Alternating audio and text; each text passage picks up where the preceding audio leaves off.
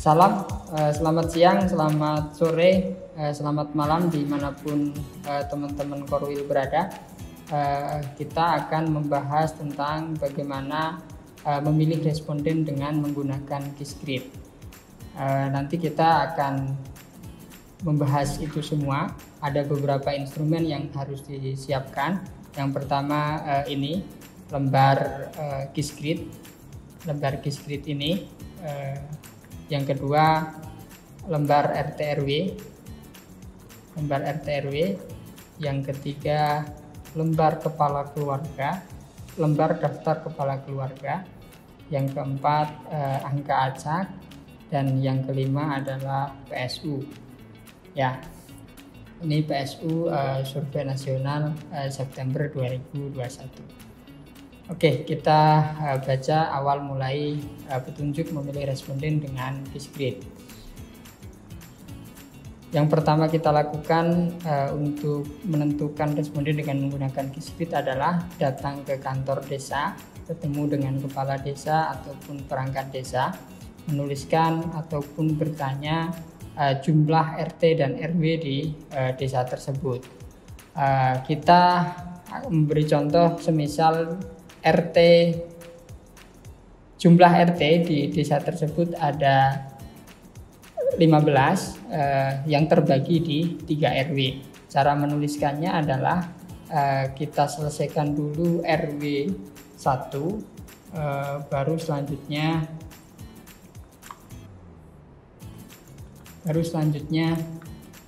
RW 2. Jadi ini RW 1, RT-nya ada 1, 2, 3, 4, 5. Baru kita menuliskan RW 2.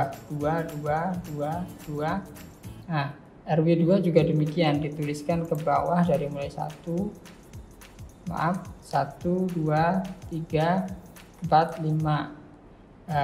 Baru RW 3 kita selesaikan demikian 1, 2, 3, 4, dan 5. Ya, ini cara menuliskan RT/RW di lembar RT/RW. Jadi jumlah RT-nya ada 15, tapi kita menuliskannya adalah menghabiskan dulu RW 1, urutannya RT 1 RW 1, RT 2 RW 1 sampai dengan RT 5 RW 1. Selanjutnya baru di RW 2 balik dari RT 1 RW 2 dan seterusnya. Jadi jumlahnya ada 15. Oke, setelah kita menuliskan daftar RT/RW, kita akan menuju ke angka acak. Nah, ini kita akan mencari RT terpilih gitu ya. RT terpilih dari 15 RT yang ada di desa tersebut. Kita tuliskan jumlah RT ada 15. Setelah kita tahu jumlah RT 15, kita harus mencari angka yang sama dengan 15 atau angka yang di bawah 15 dari kotak angka acak di sebelah kiri.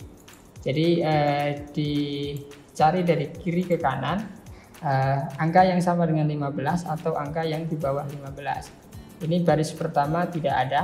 Dari 89 sampai 32 kita geser ke garis kedua, 66, 15. Oke, kita ketemu angka 15, kita tandai, kita masukkan ke kolom RT terpilih. Nomor 15, 68 nggak bisa, 22 nggak bisa, 58 nggak bisa, 792. Oke, kita ketemu dengan angka 7,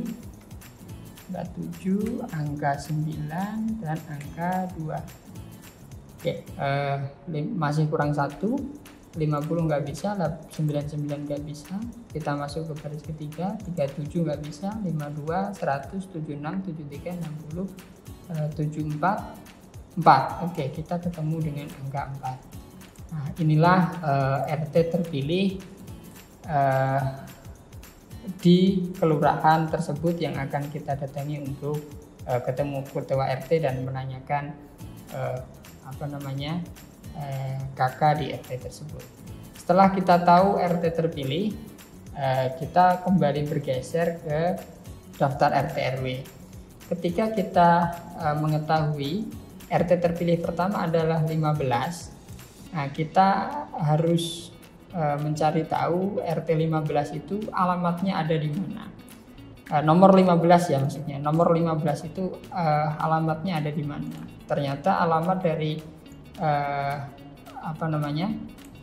nomor 15 itu adalah di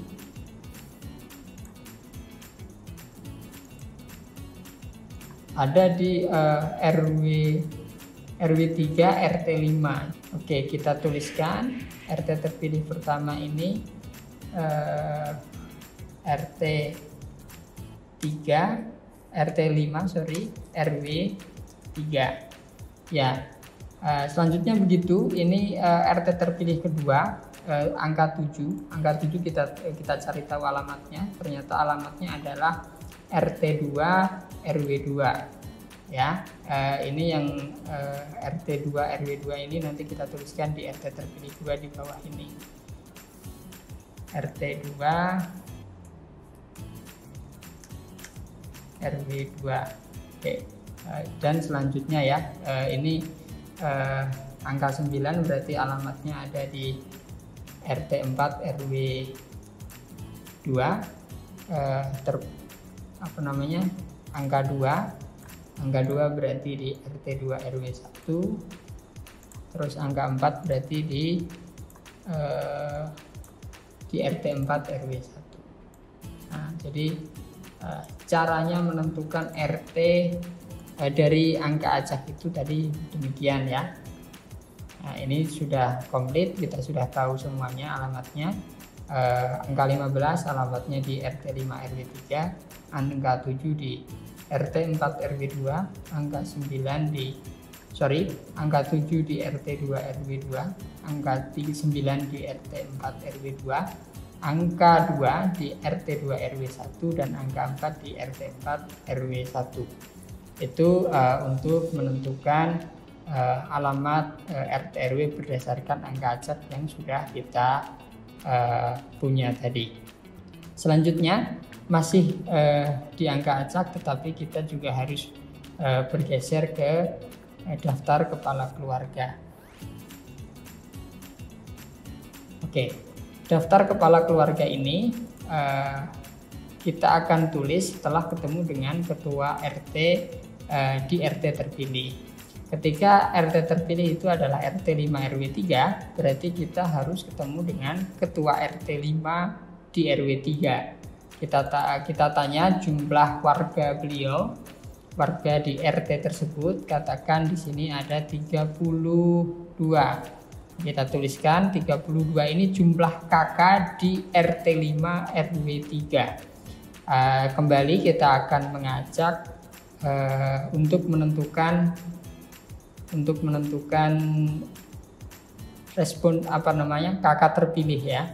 Cara mengacaknya tetap sama tadi, dari kolom sebelah kiri dicari angka yang sama dengan 32 karena ini karena ini contohnya 32, jadi kita berangkat dengan 32. Kita cari yang sama dengan 32 atau di bawah 32. 98 nggak ada, 69 nggak ada, nggak bisa maksudnya. 98 nggak bisa, 69 nggak bisa, 59 nggak bisa, 8 oke.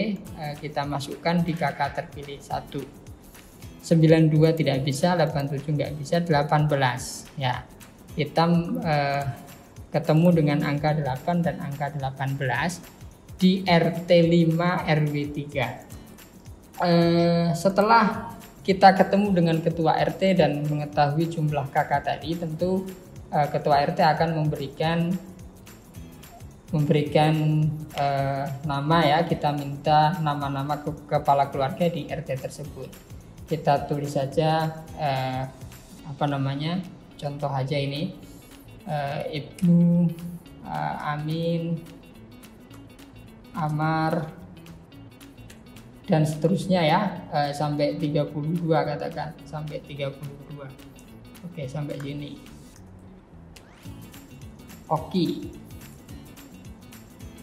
Oke, 32 ini kita sudah tahu semuanya nama-nama kepala keluarga. Selanjutnya kita akan mencari alamat di mana siapa kakak yang akan kita tuju. Jadi tadi dari angka acak yang kita sudah lihat, angka yang terpilih adalah 8 dan 18. Jadi 8 itu kita ambilkan dari daftar di kepala keluarga. Angka 8 itu namanya siapa gitu. Ini kita kasih contoh, ini namanya Hamid gitu ya.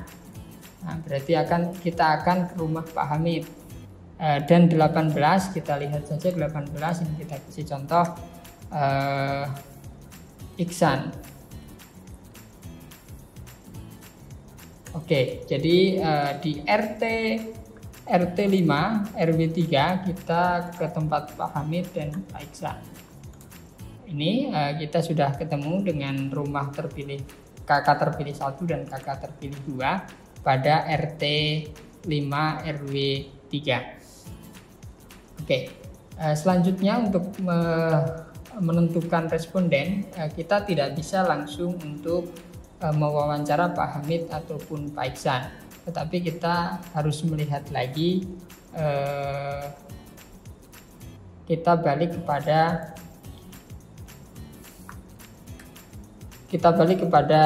Quizgrid begitu ya. Kita balik kepada Quizgrid. Jadi kita akan melihat dulu, ini adalah kuesioner ganjil atau genap, terus ini Quizgridnya berapa.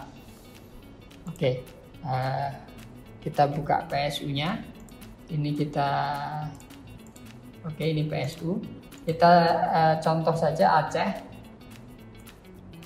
Aceh yang saya tandai ini, kita buat contoh. PSU pertama Aceh, Kecamatan Aceh Tengah, Provinsi Aceh, Kabupaten Aceh Tengah, Kecamatan dan Kelurahannya Lingi. Nomor kuesionernya 1 sampai 10, Quizgridnya 1 sampai 5. Oke.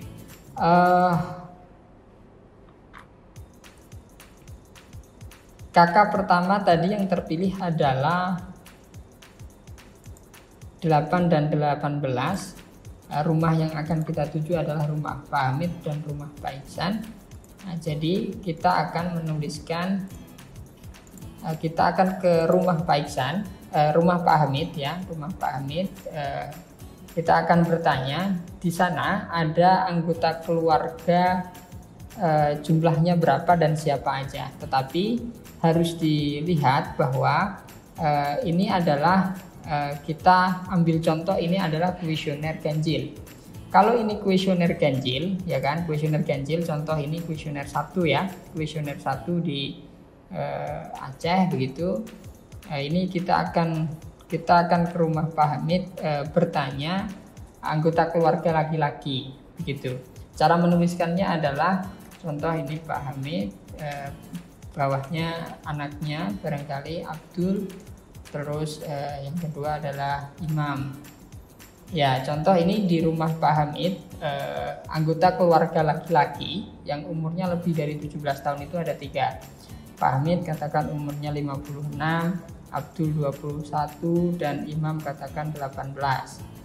Ya, nah, kita menuliskannya urut dari paling tua ke yang paling muda. Oke, cara menggunakan Quizgrid adalah angka ini 1 sampai 10 yang saya blok ini, 1 sampai 10 ini adalah angka Quizgrid.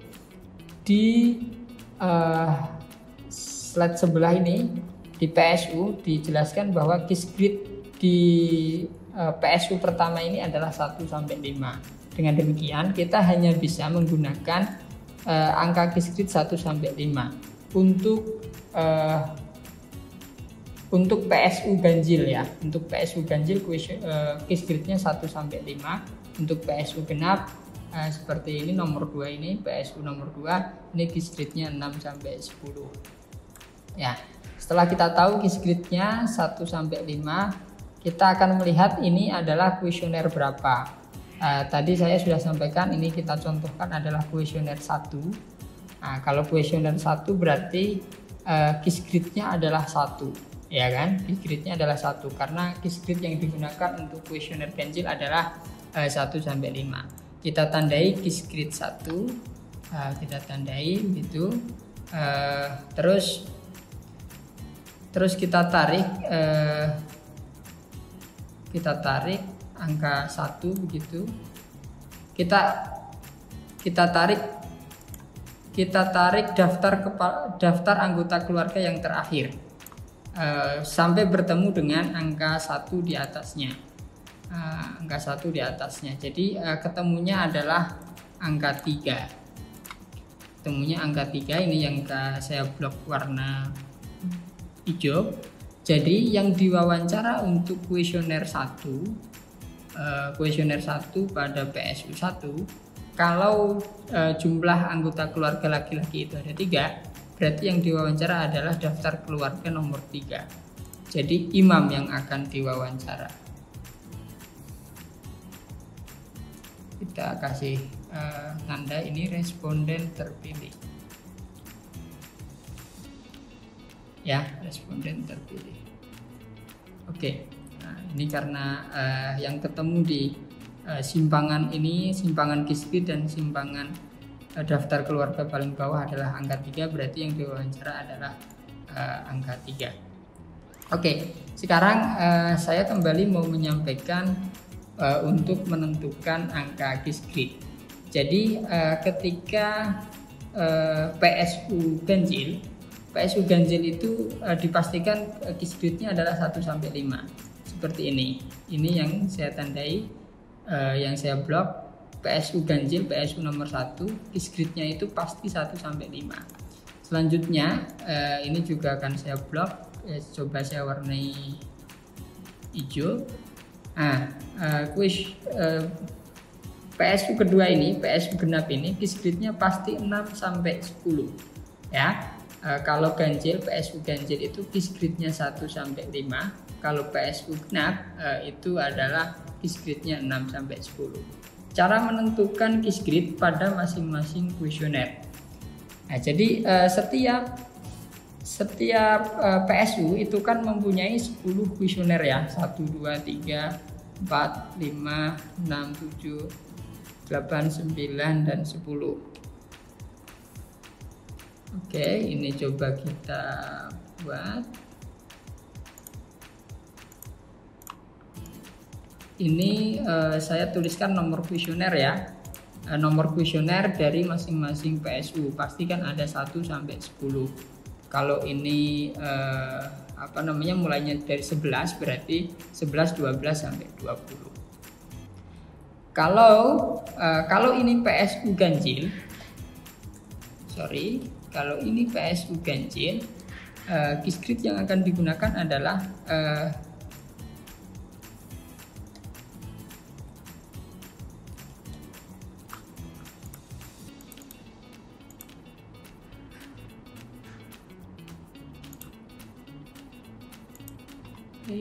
sebentar.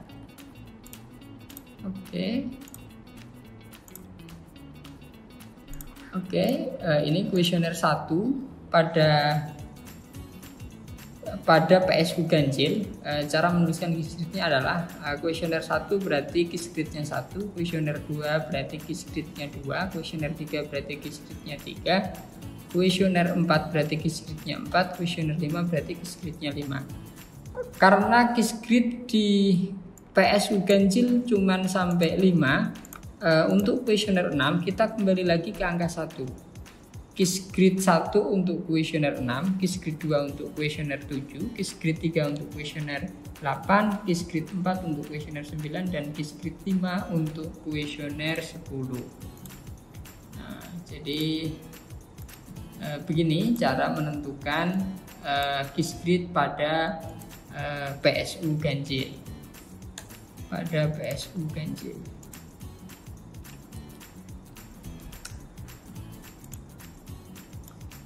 Ya, kita coba akan bergeser ke PSU genap. Jadi PSU genap itu ya PSU 2, 4, 6, dan seterusnya. Nah, PSU ganjil tadi akan saya kopikan dari sini. Kalau PSU ganjil itu Qiskritnya 1 sampai 5. Kalau PSU genap itu Qiskritnya 1 sampai 6 sampai 10. Ya, ini cara menuliskannya adalah kuesioner 1 pada PSU genap itu Qiskritnya 6. Kuesioner 2 pada PSU genap itu Qiskritnya 7. Kuesioner 3 pada PSU genap Qiskritnya 8. Kuesioner 4 pada PSU genap itu Qiskritnya 9, dan PSU 5 pada PSU genap itu Qiskritnya 10.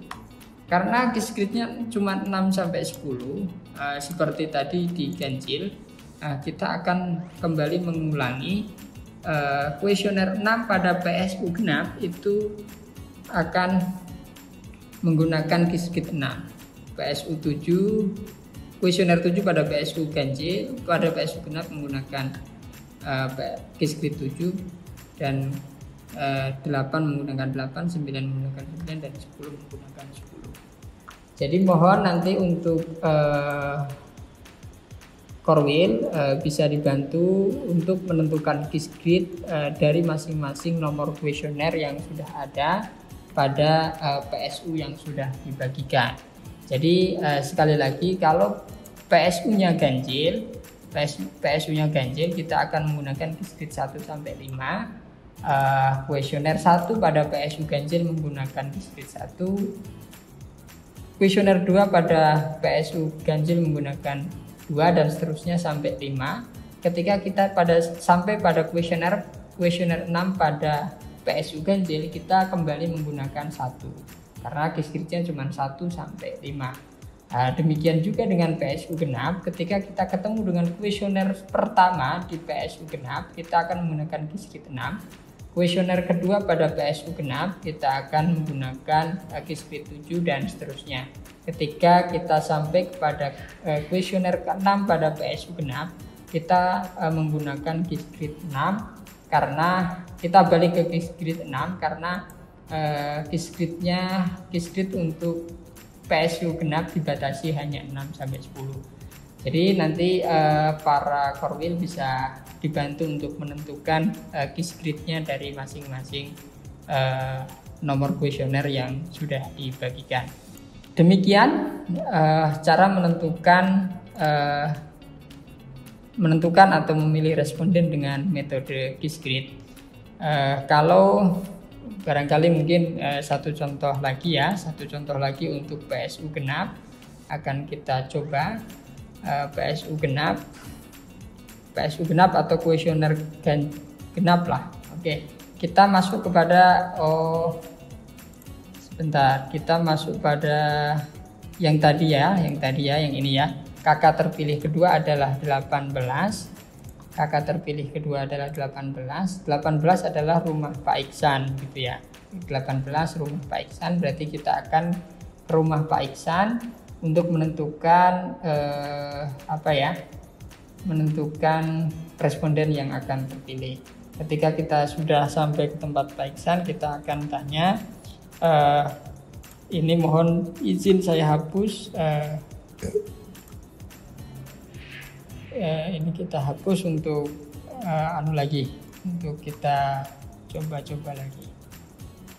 Oke, ketika kita sudah ke rumah Pak Iksan, kita misalkan ini adalah kuesioner genap. Jadi sekali lagi, kuesioner ganjil untuk responden laki-laki yang dituliskan yang dituliskan anggota keluarganya hanya laki-laki yang di atas 17 tahun. Kalau kuesioner genap yang dituliskan anggota keluarganya hanya perempuan, diurutkan semuanya diurutkan berdasarkan umur yang lebih tua. Ya, ketika kita tadi melihat angka acak yang terpilih adalah kakak nomor 18. Kakak nomor 18 adalah rumah Pak Iksan. Kita ke rumah Pak Iksan.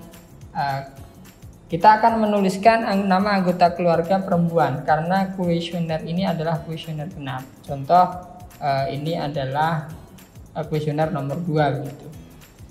Katakan di rumah itu ada anggota keluarga perempuan, istrinya Pak Iksan, Ibu Ani, anaknya ada Indah, katakan pemilih ataupun anggota keluarga Pak Iksan yang lebih dari 17 tahun, yang perempuan hanya 2, Ibu Ani dan Indah begitu.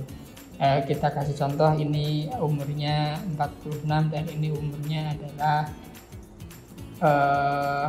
20 kan.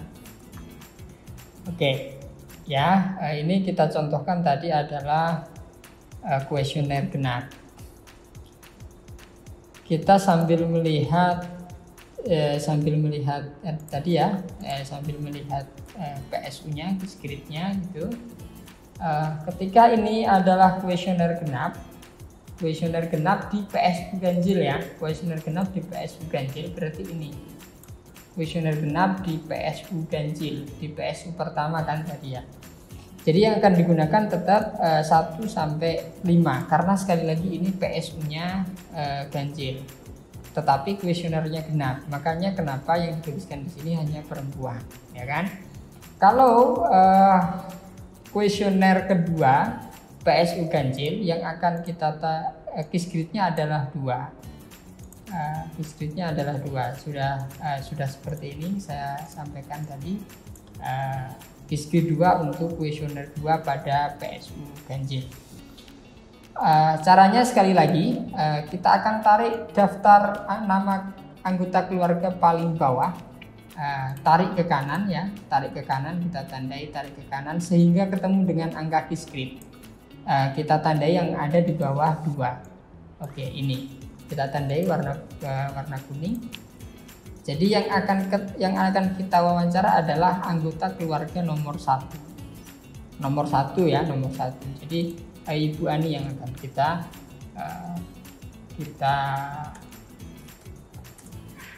wawancara. Ya, ini karena ketemunya adalah angka 1 di pertemuan antara tarikan nama anggota keluarga paling bawah dan angka kisgrid. Jadi yang akan kita wawancara adalah nomor 1. Demikian cara menentukan responden dengan menggunakan kisgrid. Semoga teman-teman bisa memahami dengan baik sehingga survei yang akan kita lakukan bisa tepat untuk responden terpilih. Terima kasih, demikian, selamat siang.